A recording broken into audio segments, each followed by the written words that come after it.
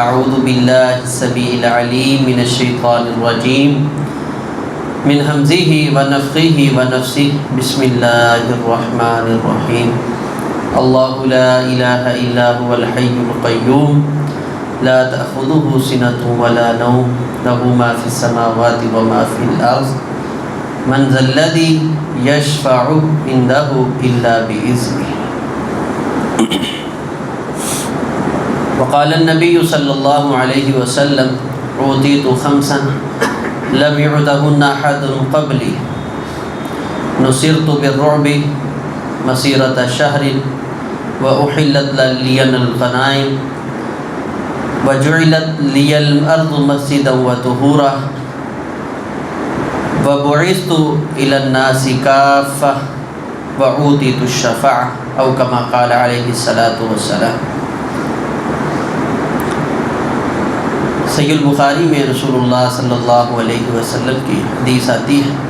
آپ نے فرمایا میری خصوصیات میں سے یہ خاصہ ہے کہ اللہ تبارک و تعالی نے مجھے 5 چیزوں کے ساتھ نوازا ہے۔ میرے سے پہلے انبیاء کو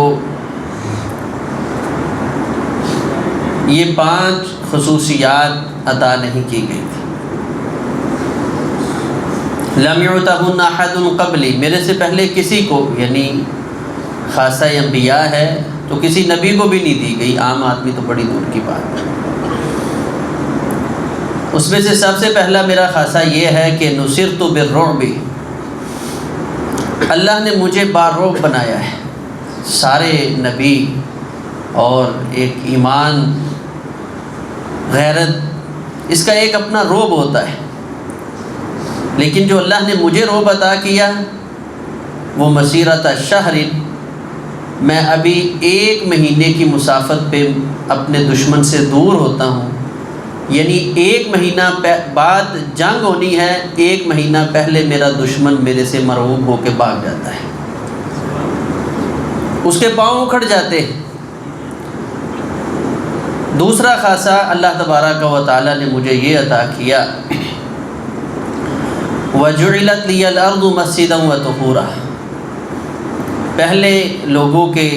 طہارت کا سامان صرف اور صرف پانی تھا،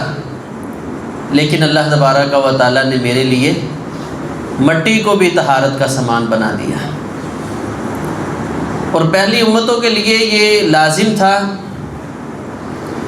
کہ ایک مخصوص جگہ پر آ کر اللہ کی عبادت کریں گے، لیکن اللہ نے میرے لیے یہ ساری کی ساری مسجد کو عبادت گاہ بنا دیا، جس جگہ جس میرے امتی کو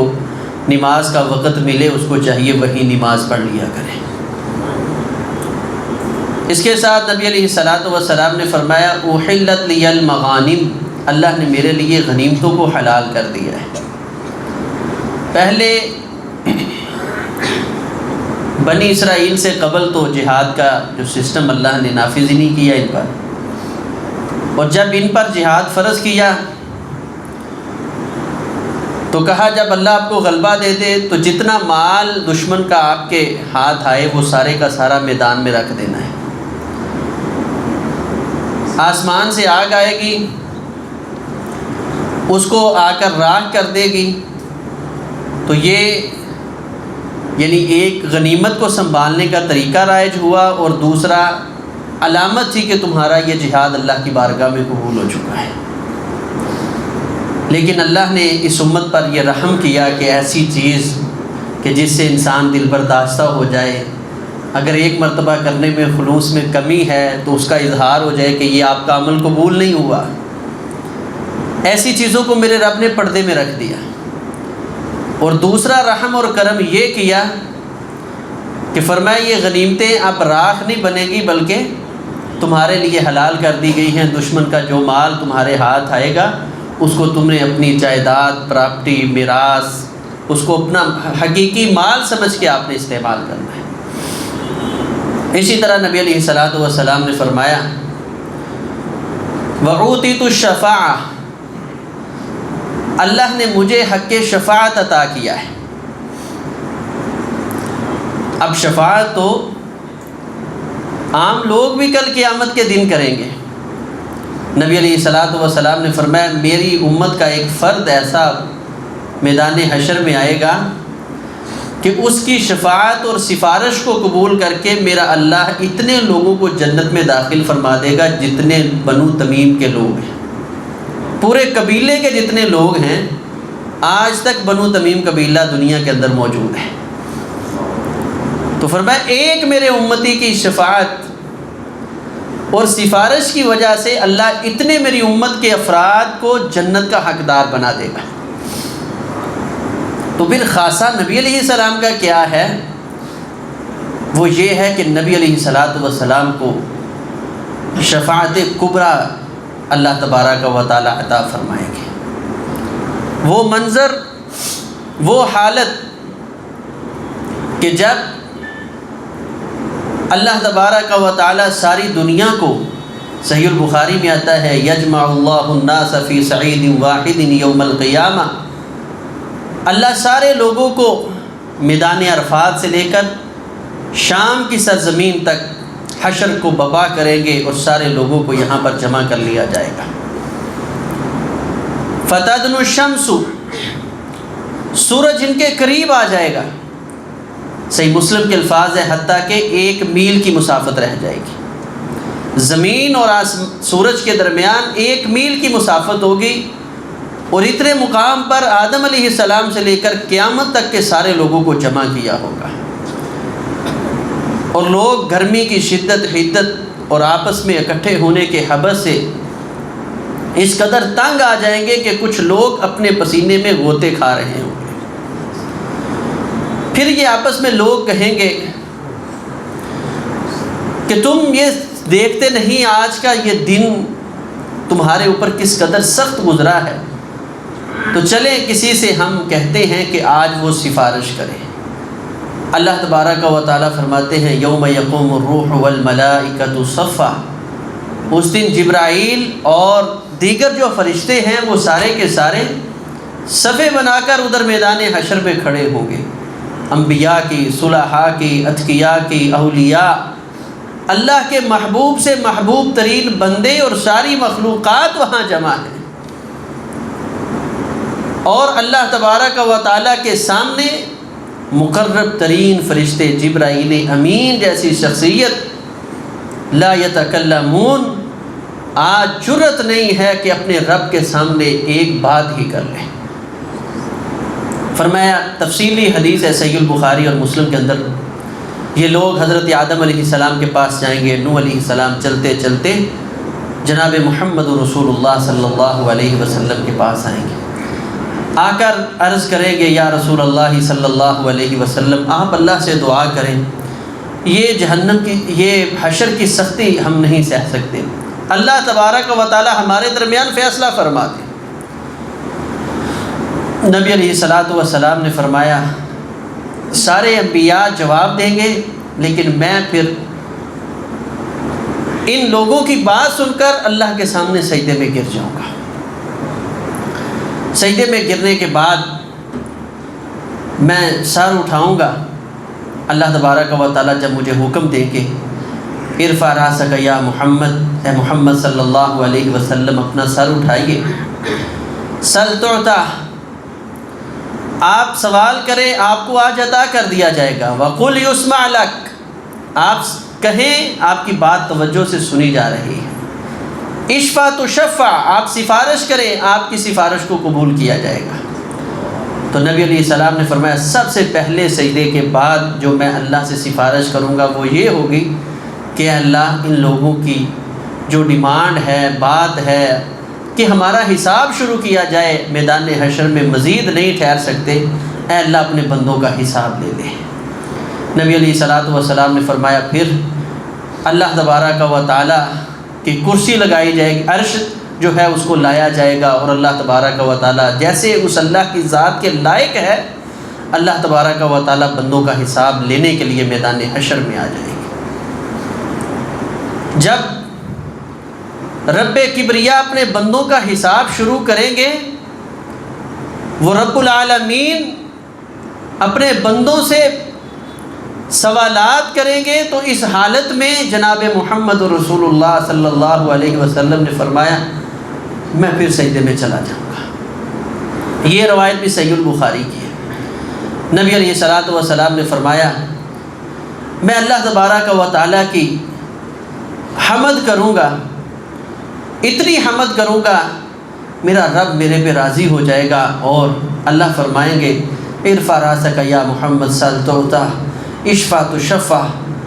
تو فرمایا جب میں اللہ کے ان احکامات حکم کو سن کے اٹھوں گا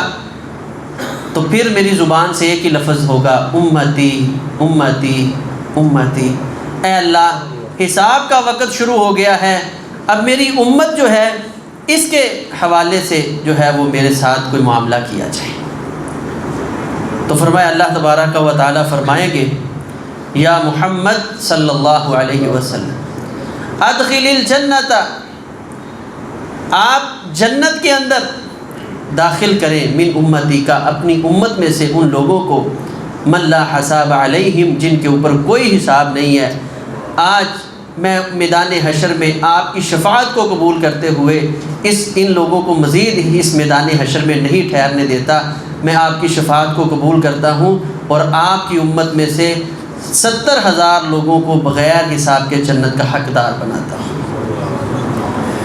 فرمایا میں کہوں گا یا اللہ یہ تو بہت کم ہے، میری امت تو بڑی ہے،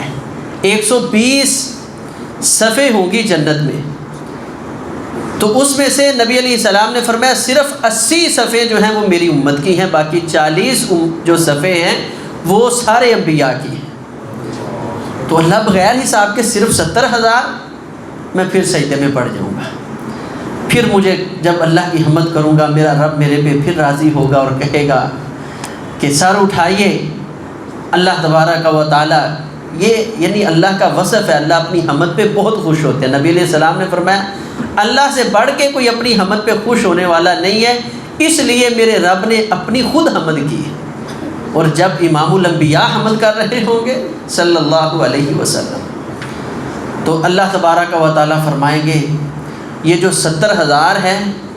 اس ہر ایک آدمی کے ساتھ 70,000 آدمی کو ملا کر بغیر حساب کے جنت کا داخلہ نصیب ہوگا۔ 4 ارب 90 کروڑ امت محمدیہ صلی اللہ علیہ وسلم کے افراد بغیر حساب کے نبی علیہ الصلوۃ والسلام کی شفاعت کی وجہ سے اللہ تبارک و تعالیٰ ان کو جنت کا حقدار اور وارث بنا دے گا۔ نبی علیہ الصلوۃ والسلام نے فرمایا اب پیچھے بڑی امت ہے، اور صرف آپ نبی اپنی امت کے نہیں ہیں، آپ کل کائنات کے نبی ہیں۔ فرمایا وَبُعِثْتُ إِلَى النَّاسِ عَامَّةً، اللہ نے مجھے تمام لوگوں کی طرف نبی بنا کر بھیجا ہے۔ تو فرمایا میں پھر جو ہے سجدے میں گر جاؤں گا، اللہ کی حمد کروں گا۔ جامع ترمذی کے الفاظ ہیں، نبی علیہ الصلوۃ والسلام نے فرمایا كُنْتُ إِمَامَ النَّبِيِّينَ وَخَطِيبَهُمْ وَصَاحِبَ شَفَاعَتِهِمْ يَوْمَ الْقِيَامَةِ، پھر اللہ تبارک و تعالیٰ مجھے بولنے کا حکم دیں گے، اجازت دیں گے، تو میں اللہ سے یہ سفارش کروں گا اللہ میرے ساتھ اپنے نبیوں کو بھی بولنے کی اجازت اور شفاعت کرنے کی اجازت ملنی چاہیے۔ فرمایا میری شفاعت کی وجہ سے کل قیامت کے دن یہ نبی جو ہیں 1.25 لاکھ 1.5 لاکھ کے قریب جو انبیاء ہیں یہ پیغمبر علیہ الصلوۃ والسلام کی شفاعت کی وجہ سے اللہ کی بارگاہ میں شفاعت کر سکیں گے۔ میں نے پچھلے خطبہ جمعہ میں کہا تھا ہمارے ہاں لفظ بولا جاتا ہے شفیع المذنبین، نبی علیہ الصلوۃ والسلام فقط شفیع المذنبین نہیں ہیں، شفیع النبیین، شفیع الصالحین، شفیع الاولیاء، اللہ کے پیغمبر علیہ الصلوۃ والسلام شفیع المؤمنین والمسلمین، ان میں سے کوئی کبیرہ گناہ والے ہیں، صغیرہ گناہ والے ہیں، وہ نبی شفیع اور شافع ہیں، تو وہ نبیوں کے بھی شافع ہیں، صرف گناہ گاروں کے شفیع نہیں ہیں۔ نبی علیہ الصلوۃ والسلام نے فرمایا پھر میری اجازت سے، میری شفاعت سے اللہ دیگر انبیاء کو اجازت دیں گے، وہ بھی سفارش کریں گے، لیکن میں پھر سجدے میں چلا جاؤں گا۔ اور پھر اللہ کی بارگاہ میں حمد کروں گا، پھر مجھے اسی طرح اجازت دی جائے گی بولنے کی، تو پھر میں اپنی امت کے سامنے اللہ کے سامنے اپنی امت کے بارے میں سفارش کروں گا۔ طبرانی میں روایت ہے، نبی علیہ الصلاۃ والسلام کے صحابی مفسر قرآن حضرت عبداللہ بن عباس رضی اللہ تعالی عنہ فرماتے ہیں، وَأَصْحَابُ الْأَعْرَافِ يَدْخُلُونَ الْجَنَّةَ بِشَفَاعَةِ النَّبِيِّ صلی اللہ علیہ وسلم۔ نبی علیہ الصلاۃ والسلام ان لوگوں کی شفاعت فرمائیں گے جن کی نیکیاں اور بدیاں برابر برابر ہیں، نیکیاں بھی برابر ہیں، بدیاں بھی برابر ہیں۔ اللہ ان کو جنت اور جہنم کے درمیان ایک دیوار ہے جس کا نام ہے اعراف، اس دیوار کے اوپر ان سارے لوگوں کو کھڑا کر دیا جائے گا۔ اللہ کے نبی صلی اللہ علیہ وسلم پھر ان کی شفاعت فرمائیں گے کہ یا اللہ، بندے تیرے ہیں، گناہ گار تھے، خطا کار تھے، تیری عبادت بھی کی ہے، تجھے خوش کرنے کی بھی کوشش انہوں نے کی ہے، اب نیکی اور بدی برابر ہو چکی ہے، اللہ کا ترازو حق ہے، والوزن یومئذ الحق، اس دن ترازو حق کا لگا ہے، میں تیرا نبی شفاعت کرتا ہوں ان لوگوں کو بھی جنت کا حقدار بنا دے۔ تو فرمایا نبی علیہ السلام کی شفاعت کی وجہ سے یہ لوگ جنت میں داخل کیے جائیں گے۔ پھر نبی علیہ الصلاۃ والسلام سجدہ کریں گے اور پھر اللہ کے سامنے سفارش کرنے کی، شفاعت کرنے کی اجازت ملے گی، تو رسول اللہ صلی اللہ علیہ وسلم اپنی امت میں سے ان لوگوں کے بارے میں شفاعت کریں گے جو صغیرہ گناہوں کے مرتکب ہیں، نیکیاں ان کے پاس موجود ہیں لیکن گناہ ان کے زیادہ ہیں، اور ان گناہوں کے اندر ان کے صغیرہ گناہ موجود ہیں، تو نبی علیہ الصلاۃ والسلام ان کے لیے شفاعت کریں گے۔ طبرانی میں روایت آتی ہے، مسند احمد میں آتی ہے، رسول اللہ صلی اللہ علیہ وسلم نے فرمایا میری شفاعت اس آدمی کو فائدہ دے گی اثقل دہرہ، جس نے گناہوں کی وجہ سے اپنی پشت کو، اپنی کمر کو بوجھل کر لیا ہوگا۔ ادھر میدان حشر میں اس کو سمجھ آئے گی کہ اس کے گناہ زیادہ ہو چکے ہیں لیکن گناہ صغیرہ ہیں، اللہ تبارک و تعالیٰ اپنے نبی کی شفاعت کے بدلے اس آدمی کے یہ صغیرہ گناہوں کو معاف فرما کے جنت کا وارث بنا دے گا۔ نبی علیہ الصلاۃ والسلام نے فرمایا میں پھر سجدہ کروں گا، پھر سجدے میں گروں گا، اللہ تبارک و تعالیٰ پھر جو ہے مجھے اجازت دیں گے کہ سوال کریں اب کیا چاہیے، تو نبی علیہ الصلاۃ والسلام نے فرمایا پھر میں اللہ سے یہ سوال کروں گا، اے اللہ، یہ صغیرہ گناہ کرنے والے بھی بندے تیرے تھے اور امتی میرے تھے، وہ جو کلمہ پڑھ کے کبیرہ گناہوں کے ارتکاب کرنے والے ہیں وہ بھی بندے تیرے ہیں، امتی میرے ہیں۔ نبی علیہ السلام نے فرمایا پھر میری شفاعت اور سفارش کی وجہ سے اللہ تبارک و تعالی کبیرہ گناہوں کے جو لوگ ہیں ان کے کبیرہ گناہوں کو معاف فرما کر جنت کا وارث اور حقدار بنا دیں گے۔ یہاں ایک بات آپ سمجھ لیں، ہمارے ہاں ایک لفظ بولا جاتا ہے حقوق العباد، اگر اللہ بھی معاف کرنا چاہے تو نہیں کر سکتا جب تک بندہ نہ کرے، یہ کفریہ کلمہ ہے، یہ میری بات ذہن میں رکھنا۔ اللہ بھی چاہے معاف کرنا تو نہیں کر سکتا جب تک بندہ نہ چاہے، یہ جملہ کفریہ ہے۔ وہ میرا رب جو چاہے جب چاہے، وہ 100 قاتل جو تھا، 100 کا قاتل، اس نے حقوق العباد پہ ہی ڈاکہ ڈالا تھا، تھپڑ نہیں مارے تھے، کسی کا مال ہی نہیں چھینا تھا، 100 آدمیوں کو قتل کیا، صحیح البخاری میں ہے، اور اللہ تبارک و تعالیٰ نے ابھی اس نے توبہ نہیں کی، لوگ کہتے ہیں توبہ کی، ابھی توبہ کرنے کے لیے جا رہا تھا، راستے میں موت آ گئی، میرے رب کو اس کا ارادہ اتنا پیارا لگا ہے، میرے رب نے اس کو بھی معاف فرما دیا۔ تو یہ جملہ نہیں استعمال کرنا۔ ہاں میرے رب نے قانون بنایا ہے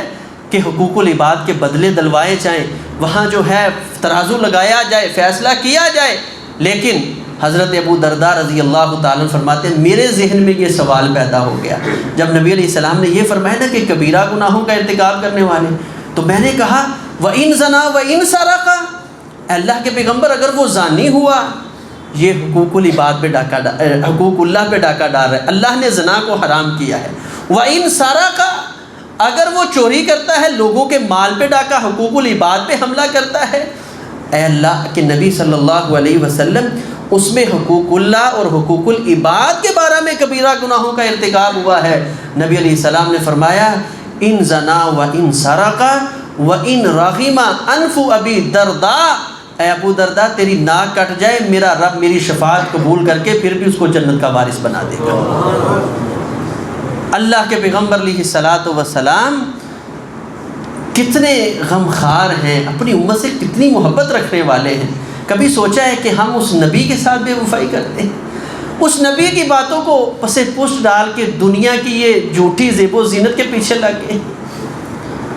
بہرحال رسول اللہ صلی اللہ علیہ وسلم نے فرمایا اب صغیرہ گناہ والے بھی چلے گئے، کبیرہ گناہ والے بھی، کچھ لوگ ایسے ہوں گے کہ جن کے پاس عمل نہیں ہوگا، توحید اور عقیدہ ہوگا لیکن عمل نہیں ہوگا۔ صحیح البخاری کی روایت ہے، نبی علیہ الصلاۃ والسلام نے فرمایا فَأَنْطَلِقُ، میں میدان حشر میں اللہ کے عرش کے جو ہے نیچے جاؤں گا اور جا کے جو ہے وہ سجدہ کر دوں گا، سجدے کی حالت میں اللہ کی حمد کرتا رہوں گا۔ اللہ تبارک و تعالیٰ مجھے کہیں گے ارفع راسک یا محمد صلی اللہ علیہ وسلم، آپ اپنا سر اٹھائیے، قل یسمع لک، آپ بات کریں آپ کی بات کو سنا جائے گا، اشفع تشفع، سفارش کریں سفارش قبول کی جائے گی، سل تعطیٰ، آپ مانگیے آپ کو دیا جائے گا۔ تو نبی علیہ السلام نے فرمایا پہلے صغیرہ کبیرہ کی شرط لگائی تھی، اب میں یہ بھی ختم کر دوں گا، میں کہوں گا امتی امتی امتی، میرا کلمہ پڑھنے والے اے میرے رب ابھی بھی جہنم میں ہے۔ نبی علیہ الصلاۃ والسلام نے فرمایا میرا رب مجھے کہے گا انطلق یا محمد صلی اللہ علیہ وسلم، اے محمد صلی اللہ علیہ وسلم چلیں آپ پھر جہنم کی طرف، میں آؤں گا فانطلق، میں جہنم کی طرف آؤں گا۔ اللہ تبارک و تعالیٰ فرمائیں گے فاخرج من کان فی قلبہ مثقال حبۃ من خردل من ایمان، اے پیغمبر صلی اللہ علیہ وسلم آپ اپنے ان امتیوں میں سے دیکھ لے جس کے دل کے اندر ایک جو کہ حبۃ من شعیرۃ، ایک جو کے دانے کے برابر ایمان موجود ہے، گندم کے دانے کے برابر بھی ایمان موجود ہے، میں اللہ تمہیں اجازت دیتا ہوں آپ اس کو نکال لیں اور اس کو جنت کا وارث بنا دیں۔ نبی علیہ الصلاۃ والسلام نے فرمایا پھر اس زاویے کے مطابق میں لوگوں کو جہنم سے نکال کے فافعل ہکذا، میں اس طرح کروں گا، ایک ایک امتی اس کے دل میں بھی جو کے دانے کے برابر گندم کے دانے کے برابر ایمان ہے، یہ بھی جنت کا وارث، یہ بھی جنت کا وارث۔ پھر نبی علیہ الصلاۃ والسلام نے فرمایا واپس آؤں گا پھر سجدے میں پڑ جاؤں گا، یہ روایت بھی صحیح البخاری کی ہے، پھر سجدے میں پڑ جاؤں گا۔ اللہ تبارک و تعالیٰ پھر فرمائیں گے اب سار اٹھائیں، سار اٹھایا، اللہ کے رسول صلی اللہ علیہ وسلم نے فرمایا میں پھر کہوں گا امتی امتی، اللہ تبارک و تعالیٰ فرمائیں گے فانطلق یا محمد صلی اللہ علیہ وسلم اخرج من النار من کان فی قلبہ مثقال ذرہ، رائی کے دانے کے برابر جس کے دل کے اندر ایمان ہے آپ اس کو بھی جہنم سے نکال کر جنت کا وارث بنائیں۔ فرمایا پھر واپس پلٹوں گا، پھر جو ہے سجدہ کروں گا، یہ بھی سجدہ صحیح البخاری کے اندر موجود ہے۔ نبی علیہ الصلاۃ والسلام نے فرمایا میں پھر اسی طرح اللہ کی حمد کروں گا، پھر میرا رب مجھے اسی طرح حکم کرے گا، اذن کرے گا، میں اٹھوں گا اور میرا رب کہے گا فاخرج من کان فی قلبہ ادنا و ادنا و ادنا، 3 مرتبہ فرمایا ادنا و ادنا و ادنا من ایمان، اے پیغمبر صلی اللہ علیہ وسلم اب رائی کے دانے کے برابر کیا، اس سے بھی کم، اس سے بھی کم، اس سے بھی کم جس آپ کے امتی کے دل میں ایمان موجود ہے، آپ کی شفاعت کو قبول کرتے ہوئے میں رب اس کی زندگی کے گناہوں کو معاف کرتا ہوں، اس کو جنت کا وارث بناتا ہوں، آپ اس کو بھی جائیں اور جہنم سے نکال کر جنت کا وارث بنا دیں۔ کیوں؟ وَلَسَوْفَ يُعْطِيكَ رَبُّكَ فَتَرْضَىٰ، یہ وعدہ کیا ہے میرے رب نے کہ میں جو ہے پیغمبر صلی اللہ علیہ وسلم آپ کو راضی کر دوں گا۔ جب رحمت للعالمین کا یہ کردار ہے تو پھر رب العالمین کا کردار کیا ہوگا؟ نبی علیہ الصلاۃ والسلام نے فرمایا میری یہ تگ و دو محنت کوشش کاوش اب اس سے آگے کیا تھا، حتیٰ کہ میں یہ کہہ دوں گا اے اللہ اب تو میری ساری امت جنت میں چلی گئی ہے الا من حبسہ القرآن، ہاں وہ آدمی جہنم میں ہے جس کو قرآن نے روک دیا ہے۔ اللہ کے قرآن نے کہا تھا ان اللہ لا یغفر ان یشرک بہ ویغفر ما دون ذلک لمن یشاء، اگر اللہ کی ذات کے ساتھ شرک نہیں کیا، عقیدے میں تو مضبوط ہے، جتنے مرضی گناہ ہوں میرا رب ایک نہ ایک دن تجھے معاف کر کے جنت کا وارث بنا دے گا۔ فرمایا اللہ کی رحمت جوش میں آئے گی، ابھی میرے جو جذبات ہیں نبی علیہ الصلوۃ والسلام کے کہ اللہ قرآن نے روک لیا، اب کیا سفارش کروں؟ فرمایا پھر وہ رب العالمین کی جو رحمت ہے وہ جوش میں آئے گی، میرا رب جہنم سے ایک لپ بھر کر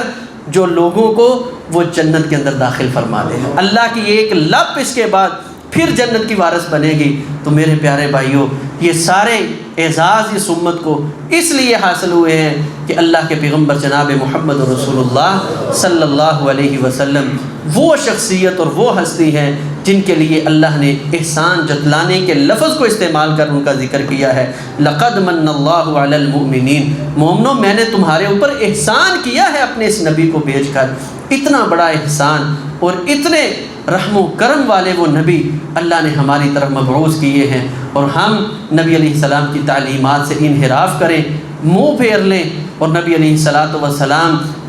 کے طریقے سے اعراض کرتے جائیں تو پھر یہ ہماری محبت نہیں ہے، یہ ہماری وفا نہیں ہے۔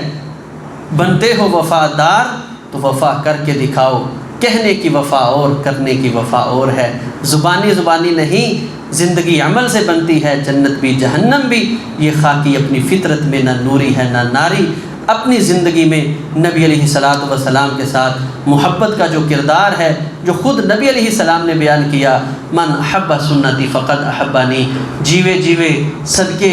واری، یہ محبت کے صرف اظہار کے لیے کافی نہیں ہے۔ فرمایا جس نے میرے سے محبت کرنی ہے، من احب سنتی، جس نے میرے طریقے کے ساتھ محبت کی، فقط احبانی، اس کو کسی اور سے کوئی پرمٹ لینے کی ضرورت نہیں، اس کو امام الانبیاء اس بات کی ڈگری دے رہے ہیں کہ یہ بندہ میرے سے محبت کرتا ہے۔ ومن احبانی کان معی فی الجنہ، جس کی زندگی میری سیرت کے مطابق گزر گئی، کل قیامت کے دن اس کو جنت ہی نہیں، جنت میں محمد صلی اللہ علیہ وسلم کا ساتھ بھی ملے گا۔ بات تو ہے محنت کی، جتنی محنت کریں گے، جیسے پنجابی میں کہتے ہیں نا، جنہ گڑ پائیے انہ میٹھا ہوتا ہے، تو جتنا ہم پیغمبر کی اداؤں پہ نثار ہوں گے، بڑھ چڑھ کے حصہ لیں گے، اتنا پیغمبر علیہ الصلوۃ والسلام کا جو ساتھ قربت رفاقت جنت میں نصیب ہوگی۔ اللہ تبارک و تعالی ہمیں صحیح معنوں میں اپنے نبی کے مقام کو سمجھنے، ماننے اور پھر نبی علیہ الصلوۃ والسلام کی سیرت کے مطابق زندگی بسر کرنے کی توفیق عطا فرمائے۔ اقول قولی ھذا استغفر اللہ لی ولکم ولسائر المسلمین۔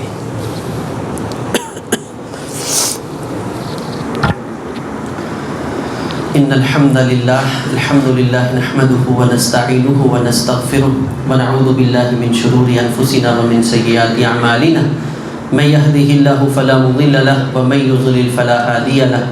اشهد ان لا اله الا الله وحده لا شريك له واشهد ان محمدا عبده ورسوله۔ اللهم صل على محمد وعلى آل محمد وبارک وسلم وصلی علیہ۔ آج کے خطبہ جمعہ میں ہم نے آیت الکرسی کے ایک کلمہ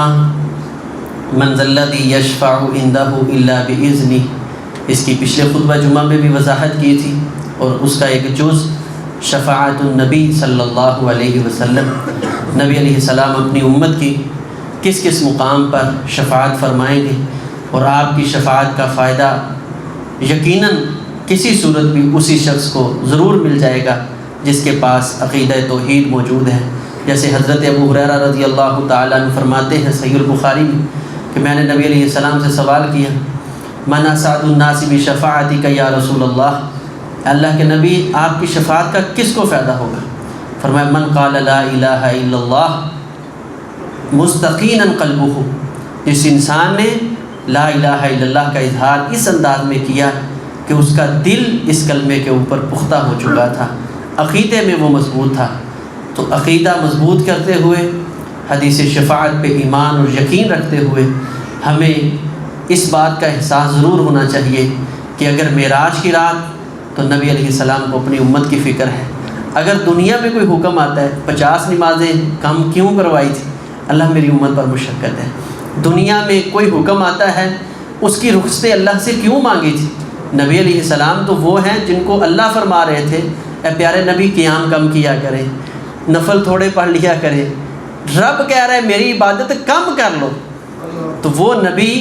خود شفاعت کر رہے ہیں، اللہ میری امت کے لیے اس کام میں آسانی کر دے، اس کام میں تخفیف کر دے، تاکہ میری امت میرے نقش قدم پہ چل کے جنت کی وارث بن جائے۔ دونوں طرفہ پیغمبر کو اپنی امت سے محبت ہے، اس لیے آپ میدان حشر میں بھی یہ محنت کر رہے، دنیا میں بھی، معراج میں بھی۔ اللہ کے پیغمبر علیہ السلام کی محنت ہمارے سامنے ہے، جو میرے اور آپ کے لیے کی گئی ہے۔ میری اور آپ کی اپنی ذات کے لیے محنت کیا ہے، یہ میرے اور آپ کے لیے سوچنے کا مقام ہے۔ اللہ تبارک و تعالی ہمیں صحیح معنوں میں ان چیزوں پر غور کرنے کی،